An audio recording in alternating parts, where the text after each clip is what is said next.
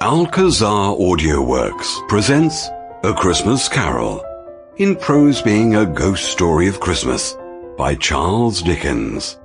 Read for you by Peter Baker. Preface.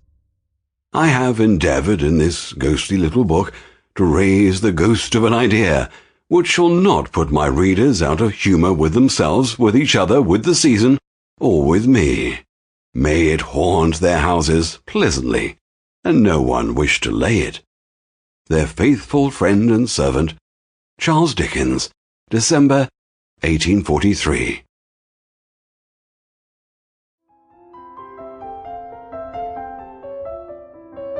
Stave 1. Marley's Ghost. Marley was dead.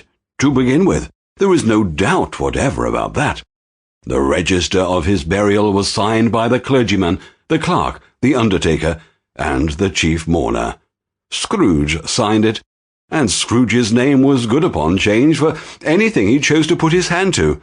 Old Marley was as dead as a doornail. Mind, I don't mean to say that I know of my own knowledge what there is particularly dead about a doornail. I might have been inclined myself to regard a coffin-nail as the deadliest piece of ironmongery in the trade, but the wisdom of our ancestors is in the simile, and my unhallowed hand shall not disturb it. All the country's done for. You will therefore permit me to repeat emphatically that Marley was as dead as a doornail. Scrooge knew he was dead? Of course he did. How could it be otherwise? Scrooge and he were partners for I don't know how many years. Scrooge was his sole executor, his sole administrator, his sole assign, his sole residui legatee, his sole friend, and sole mourner. And even Scrooge was not so dreadfully cut up by the sad event, but that he was an excellent man of business on the very day of the funeral, and solemnized it with an undoubted bargain. The mention of Marley's funeral brings me back to the point I started from. There is no doubt that Marley was dead.